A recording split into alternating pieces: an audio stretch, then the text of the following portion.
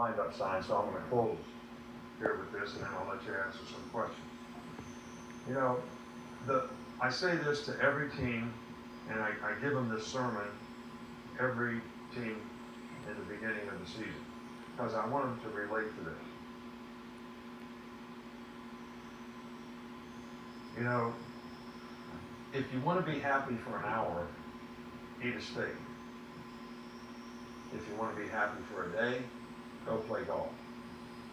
If you want to be happy for a week, go on a cruise. If you want to be happy for a month, go buy a new car. But if you want to be happy in your life, just ask yourself one question. If I didn't show up here today, would anybody miss my ass? Because then you know you accomplished something of significance. And I always relate this back to, if you could just be the best you can be. And I always relate this because this is said the best, and I'm paraphrasing this. Martin Luther King, this must have been 60, 70 years ago, gave a speech about the street sweeper. But he started out saying, there's a shoe shine guy in Montgomery, Alabama at the green stamp store who's the only guy I'll let shine my shoes. Because the pride and performance that guy has in shining the shoes. And the great feeling he has when you tell him he did a good job. And he goes on to say, if you're going to be a street sweeper, be the best street sweeper in the world. Sweep the streets like Michelangelo painted the Sistine Chapel. Like Shakespeare wrote literature. Let him post a sign that says the best street sweeper in the world lives right here.